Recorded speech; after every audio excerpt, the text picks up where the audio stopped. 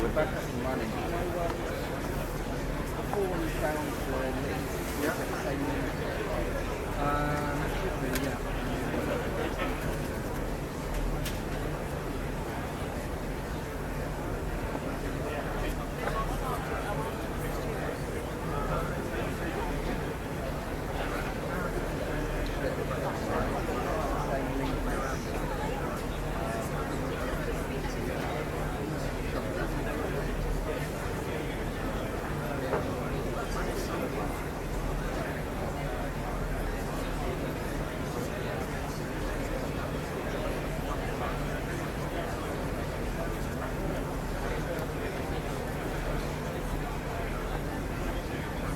Yeah, that is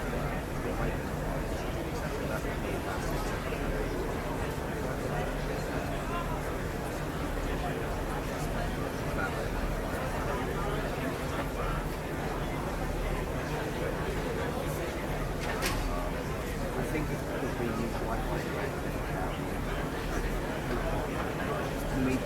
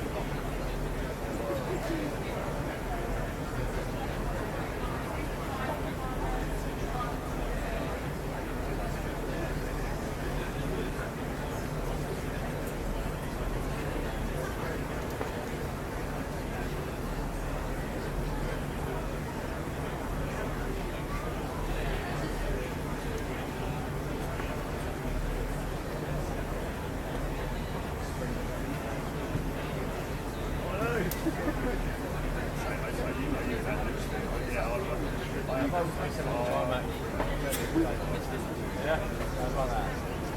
They are big. Oh yeah, they are.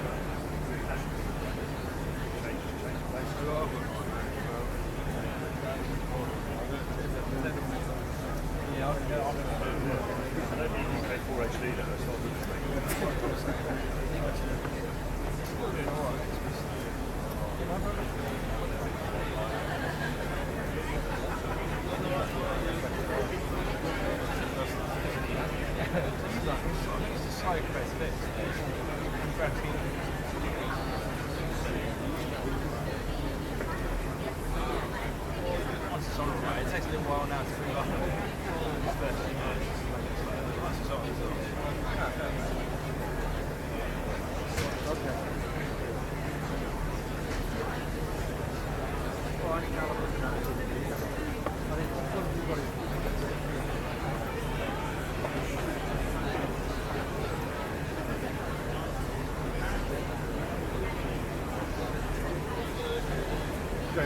Set me the van, please. You're doing the rack. Just shut the door. I don't think anybody else is. You get embarrassed when you step outside your own door.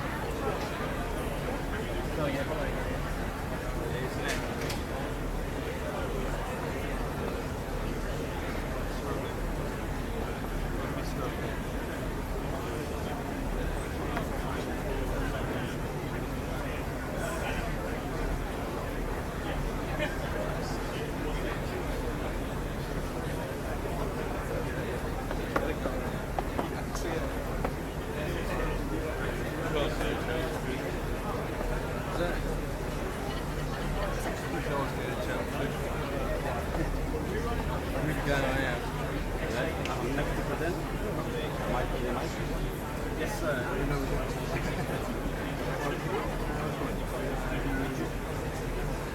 I'm not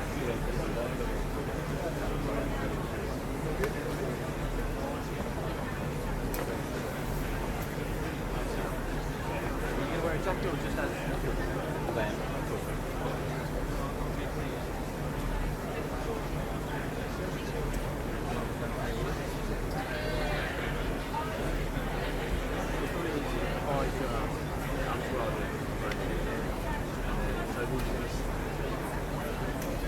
They're a bit pretty long once they're on there. Yep. That's pretty tiny.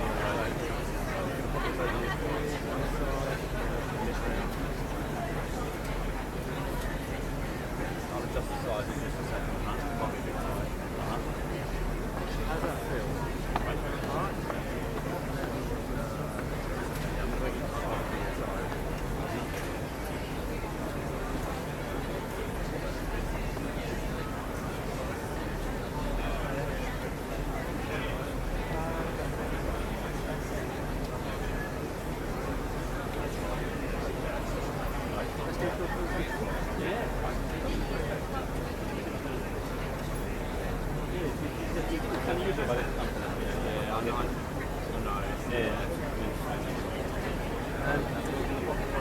Wherever those come from, coffee is the best place. That's the best place to find it, right? And what I would suggest is, if you're not running tracks,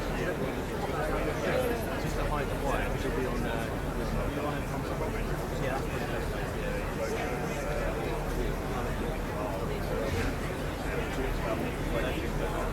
Yeah, just really shake down and push up the rest of the line. I mean, it just needs to be a bit more connected. I know it's quite hard to do that.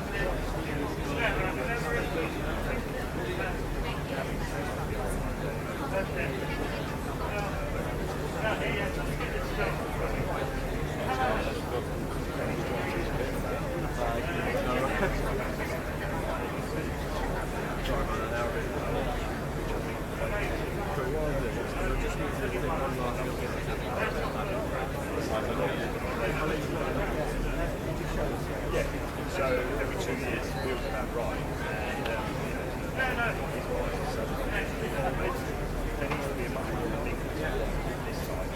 You can, but that wire, you want to make it out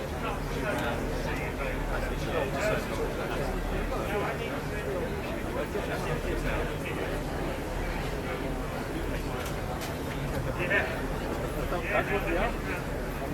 Okay, you're fine. You're really good today.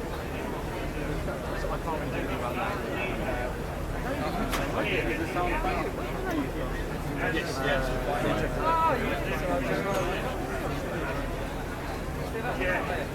Is it for each house?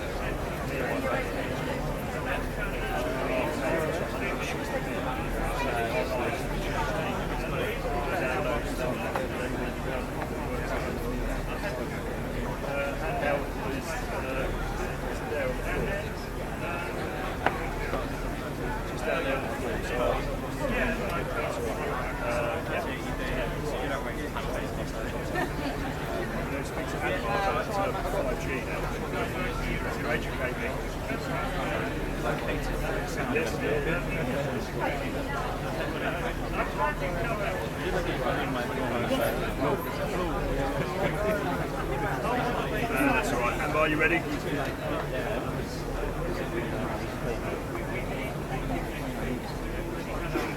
Thank you. We'll chat.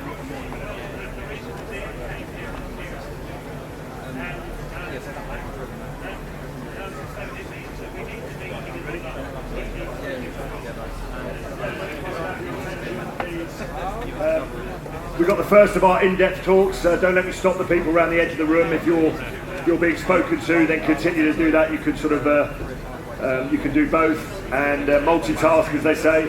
And if some of you want to just take a seat, I've got Anbar who's going to talk us through 5G. Anbar, take a seat here. Hello. It's a great pleasure to have you here. I've got a rough idea about 5G, but just give us educate me, if not the rest of the audience, a little bit on the differences between 5G and 4G, and given those differences, what are the new innovations that are in 5G? Yeah. So the main difference is from user experience perspective. We obviously want 5G to be better than 4G. Yeah. So we expect users to see faster speed, low latency, and a much higher capacity. So in terms of faster speed, it's a must. People use more and more video on demand, and they use more and more data. We see it from the statistics. Low latency, that's required for some of the new use cases like industrial automation, remote control, driverless cars, and this kind of stuff. More capacity is a must as well. We have not only users are using more data, there are more users wanting that. Yeah. So we need to deliver more and more data in a given geographical area. And there's, from technical perspective, there's a bunch of technical innovations underpinning this change in user experience. For faster speed, we need more spectrum, primarily. For lower latency, it's an inbuilt feature of 5G. We'll have a different frame structure that will be delivering low latency. And for more capacity, there's a bunch of technical innovations again. Yeah. One of them being MIMO, which is based on multiple antennas. Yeah. Well, So I was going to ask you about MIMO because obviously that's something that I understand deeply. But what's that? Maximum input, maximum output. Is that right? It stands for multiple input, Multiple, but it doesn't tell you much. Close. It doesn't tell you much anyway. The main principle behind it is that it allows you to transmit parallel streams of data in a given spectrum at the same time. Right. So, and by doing so, you provide more data to mobile. You allow people to download files faster, to watch HD video. Yeah. In fact, every mobile in this room, every 4G mobile is able to receive 4 streams of data from the base station, and that has been around from the beginning of 4G, from 2008. The main principle behind that is that you have to have multiple antennas at the base station, multiple antennas at the receiver, and the key physical principle behind that is that the receiver is able to pick up the tiny differences in the signal it receives from the multiple base station antennas, and these differences are called spatial signatures. Right. So this is what that's the deep physical enabler for MIMO, for the receivers being able to separate the mixture of signal into parallel streams. And so the more antennas you have in your base station and mobile, the better you can do, the more parallel streams you can transmit. Right. But the problem is that with mobiles, the space is limited. We already have 2G, 3G, 4G antenna systems. In a mobile, we have the screen and a battery which consume the space. There's not much space to really build in an array of antennas that would allow you to. I was going to say, because I live in an area where every year there seems to be another antenna going up somewhere. Obviously, very very well camouflaged in our area. I mean, it's a function of moving to 5G. Could it be that there's just we need more antennas everywhere, or have we worked out the technology of making them a bit smaller and less intrusive? We are looking in the technology that would allow the base stations to be to use more antennas in almost the same form factor. But part of the story also is densification. Yeah. We have more and more cells, and cells will be moving closer to users, and thereby improving the signal as well. But from antenna perspective, I've talked about the limitations that you have on mobile side, so you can't really increase the number of parallel streams too much because of the mobile is tiny. Yeah. What you can do is you can increase the number of antennas on the base station, because the base station antenna is larger in the form factor. But there is another limitation, which is physical. The quality and the amount of difference between signals that the receiver can pick up and to separate the mixture of signal into parallel streams is limited. So in practice, you can't really go beyond 4 parallel streams, really. Right. But despite that, BEE have recently demonstrated a peak speed of about 1 gigabit per second. So that's achieved through stitching spectrum together, a lot of chunks of spectrum together, and running MIMO Right. in those chunks of spectrum. Right, you still got me, by the way. I'm still there with you, running my boat. That's good. Everyone with us here. Just tell everyone what are BT actually doing to, you know, to move this technology forward then into the base stations or so we participate or into the network, because presumably acquiring EE is a massive step forward because it gives us coverage across the whole country, or the best network.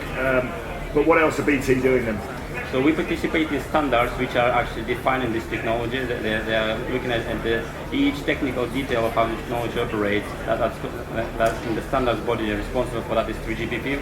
We participate in all critical areas of that standardization body, all critical working groups. We work with vendors like Huawei and Nokia on their latest technology to see what they have to offer. We actually deployed one of the antennas in a Adasta Park. So if you are, once you finish with the excellent showcase that we have in the exhibition hall,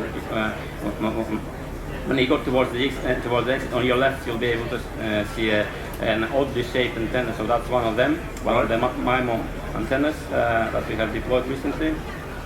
And we are working with universities and within European projects on looking how to advance the technology next, what are the boundaries of technology. With University of Bristol, we recently set a world record for spectral efficiency for multi-user MIMO technology. That's 20 times more spectrally efficient than LTE, so it can deliver 20 times more capacity to users to use for their videos, for downloads, for everything they want. What's the, I mean, just this week I've been asking a lot of stupid questions because I have to, just to understand it, but how quickly will 5G be implemented in the future? Because at the moment on my phone I've only got 4G. I'm hoping everyone else has only got 4. And without stating the obvious, what is that? What will that mean for people like me, the end user? You know, what does that mean? Just I can stream things quicker, or So the way standardization is going, we expect the first the ratification of the standards, 5G standards, will start in December this year. So with LTE, that took 2 to 3 years to launch the networks. So we expect that to be a bit faster than that. So mid to end 2019, that's when we expect the first networks to be launched, first 5G networks to be launched. Before that, and actually before December this year, all you hear about 5G are technology trials of technology components that will make it into 5G. That may or may not make it into 5G. Right. So what that will mean for you? Well, as I said in the beginning, that you'll have higher download speed, more better speed, high capacity. Yeah. But from perception perspective, you will have a perception of infinite capacity because the cell sector will be able to provide so much capacity. I can't want enough information that it can I'll be waiting. That's what 5G is aiming to solve. Okay, brilliant. And if it wasn't 5G, what are the other ways of the BT or other people are working on to get faster speeds if it's not 5G? LTE is being improved, 4G technology is being improved in parallel to 5G. Right. However, it's a brilliant technology. It's using spectrum as efficient as it can do. But the problem with it is that it has to maintain backward compatibility. Yeah. So someone who has purchased it mobile in 2008.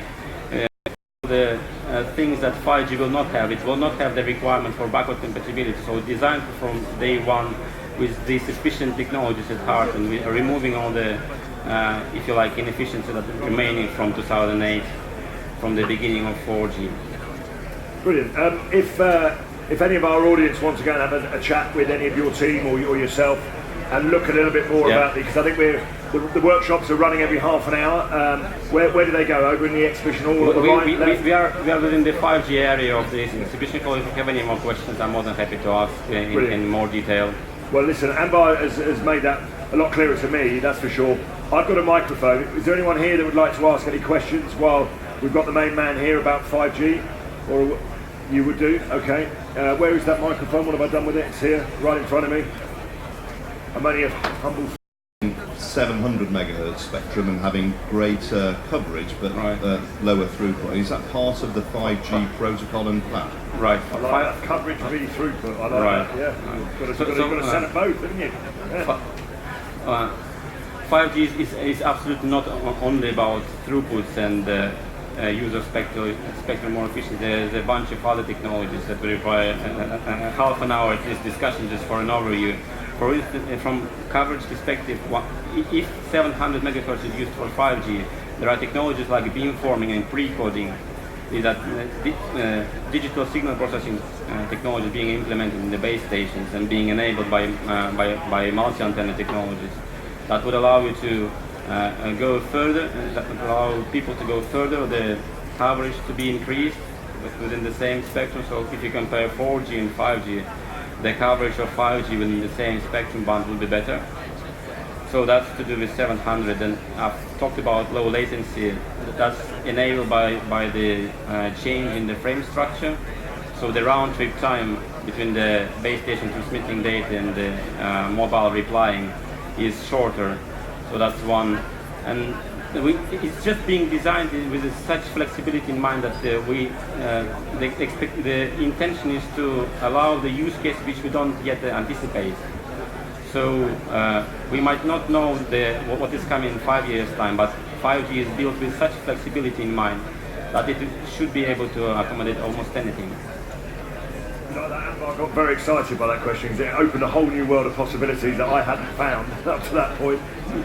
Anyone else like to ask anything before we wrap up? Feel free, don't feel shy or embarrassed. Otherwise, the workstations on 5G are through in the exhibition hall on the left, and I think Anvar deserves a big round of applause. We've got one more question. I knew there would be. Stay there. I'm going to give you the microphone.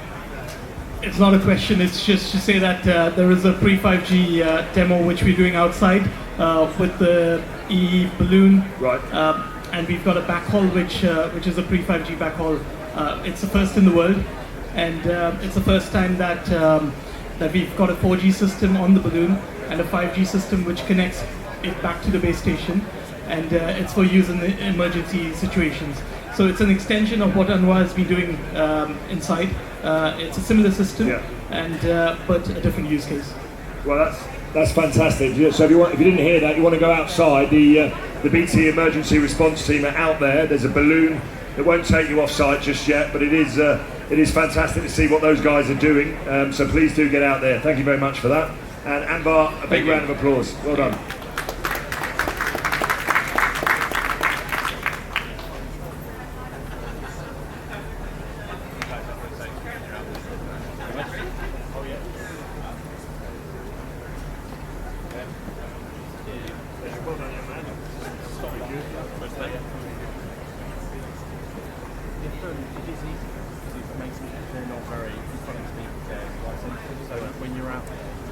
Yeah, well, yeah, okay, no problem. Thank you. All right. Not on stage though. Yeah.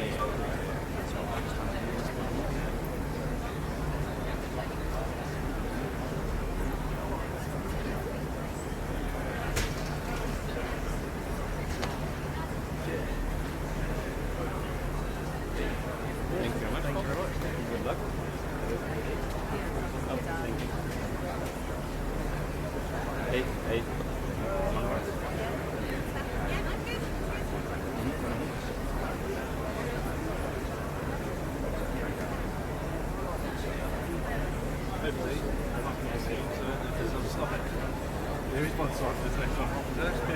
I don't know.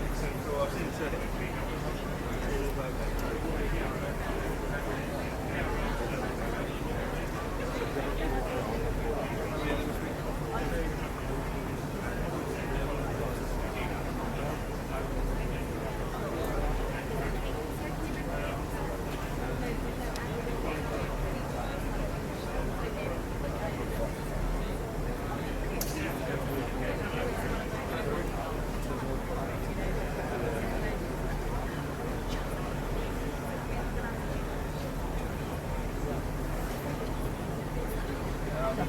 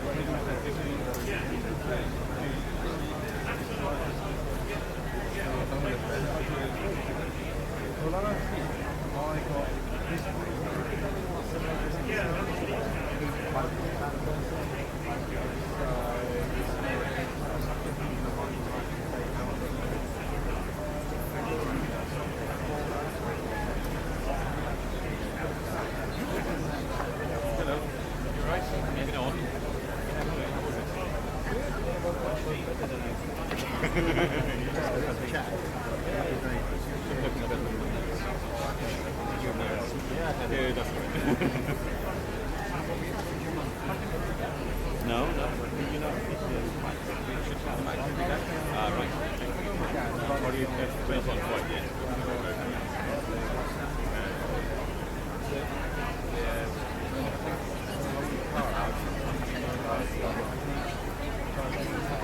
Plan holidays already.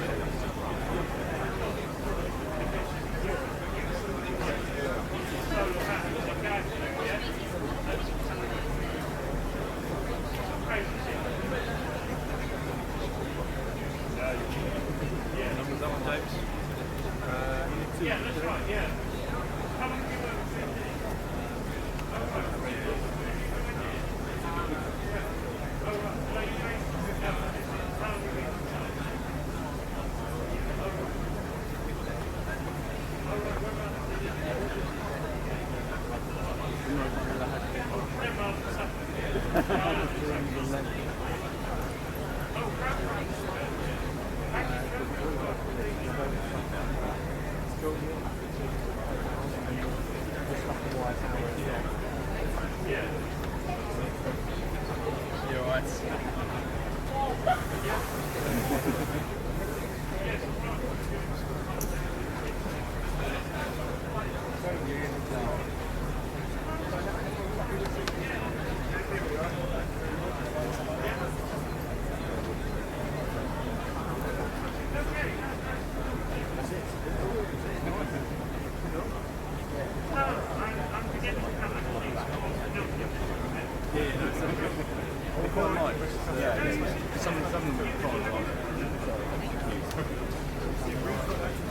you a Q&A session?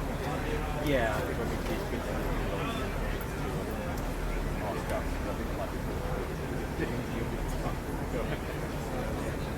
Thank you.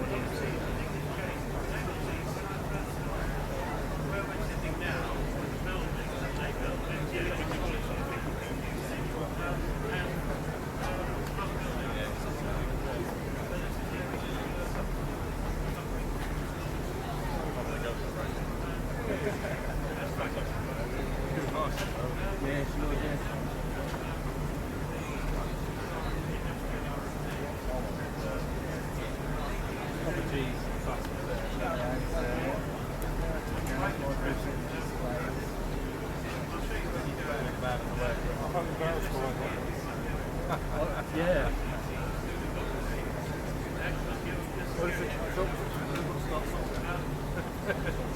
It's not my list to this either. Yeah, I bet.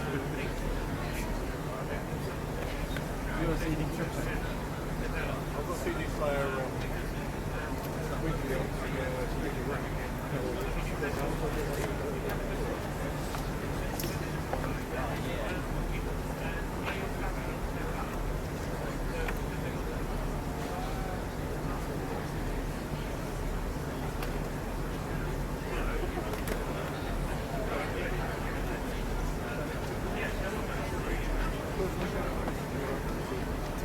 The last one.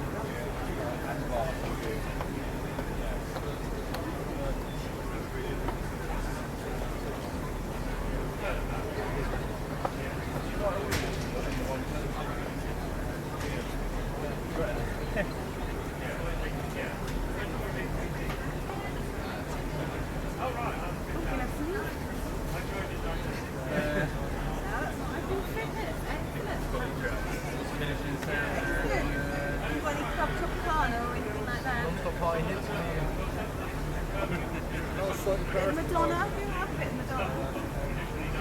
There's a reason for buying it. There's a reason for buying it. You've got to do a race start and then become the excuse. Wait, what's the date? Jumps at 10 seconds. Oh, crikey. You all up there? No. I was just here. The same for youngest. Yeah, absolutely. Most down. I did.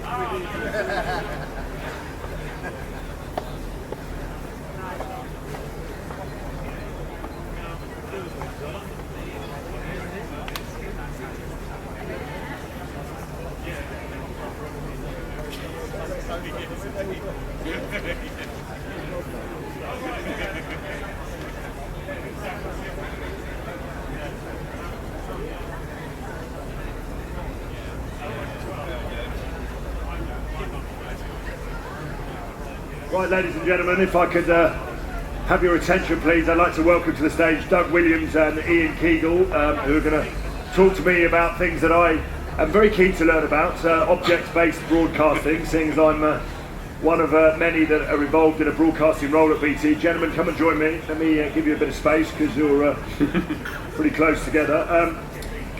Right, Doug, I've got a number of questions for you, and less for Ian, so clearly we're going to be hearing a bit more from you. Just tell me and tell us a little bit more about what object-based broadcasting actually is. So, broadcasting is already based on objects. So when we make a television program, or when you make a television program, so it's not something I actually do in my day job, but when those programs are made, they're made of objects, all different camera angles, bits of audio, graphics, animations, the punditry, which you kindly offer the games. All of those are little objects which are arranged either on a timeline, or the graphics are actually arranged in space on the screen, and the different camera angles as well, they're all cut in. So all of these things are objects. But what we're suggesting that's different is, rather than at the broadcasting end you deciding on one arrangement where all those objects are fixed and then you broadcast that to everyone, we're saying, why don't we send all those objects all the way to the edge, all the way to the edges where people are listening and watching, and do some arranging there. So is that kind of giving the director, because what amazes me when we're actually broadcasting live is the role of the director in bringing all of those objects together and actually putting them out in the order that he wants to. Does that give a little, what you're saying, does that give a little bit more license to the director to say, right, I've got the tools that if I want to bring up this clock or this graphic, I can do that then? Or is it, I mean, is it changing the way we're broadcasting? Is that what you mean? It would be changing. I mean, it's absolutely that kind of directorial role, and I don't want to underestimate that role. That is really precious, and that skill is amazing, and we're not going to replace that. Yeah. But I think what we can get is some kind of general rules that he's applying. Yes. Or she. Because it might be that that graphic would always go there, and you'd never make it too big. So you're giving them templates, basically, from which they can then draw down, add to, remove, or whatever. But in a way, those templates are at the edge where the consumer is, right, which may sound dangerous. What, the edge of our screen, so as we're looking at the screen? The edge of the broadcasting world. So in my home, in your home, in a pub, wherever it is that you're watching the rugby, or the football, or whatever it is you're watching. So the idea is when you get to that position, what's the best way of presenting it now? And that's the machine who's got to learn that. And so while coming to my home, you might have a 42-inch screen, but if you go to a pub, you might have a huge pull-down projector. You might have several screens. Yeah. You might be sitting there with a big screen, but an additional tablet. And what's the best way to arrange all those objects across all of those different bits of tablet, screen? That's the thing that we're trying to work out, because we don't think that broadcasting, which is a bit one-size-fits-all, is always the best experience. It's a really good experience. It's really good if it's you've got the setup that the broadcaster had in mind, but if you've got a different setup, perhaps it could be better. And what, I mean, I suppose you kind of answered the question, but why do it? I mean, what problem are we trying to solve by doing that? By making it a better consumed experience, I guess. It is. I mean, one of the things is it's a competitive landscape, so we've got to continually evolve the way that we present television. It's got to be better in 5 years' time than it was now. We've got to do that. So we've got to be always exploring the way that we're doing, partly to remain competitive, but also, one of the great joys of this is that it seems to be something that is very well suited to delivering over IP, over networks, rather than broadcasting. It's one of the things that kind of fits naturally with BT. And I suppose, in many ways, the TV is, in sport, certainly is almost a second screen, really, because people are watching and digesting, certainly sports, across multiple different sort of channels and networks. And, I know that when I watch sport, I've got the TV on, I've got iPad, I've got various other little gizmos that are giving me information all at the same time. So it makes it quite important.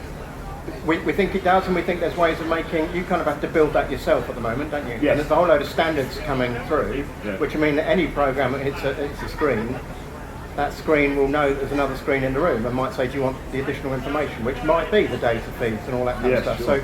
So that stuff is going to become easier to build. Which kind of, for me, that's sport heaven. I mean, that's utopia. You've got the whole no interruptions, lock the doors, got all the sport you need, and you can turn Austin Healey down. Well, I need to work on that. Turn him down. He's a hard man to ignore, but well worth the effort, I believe. Ian, let me bring you in here. What are you doing specifically to enhance all of this as well? Because you definitely have a big role to play here. So yes, I guess I mean research.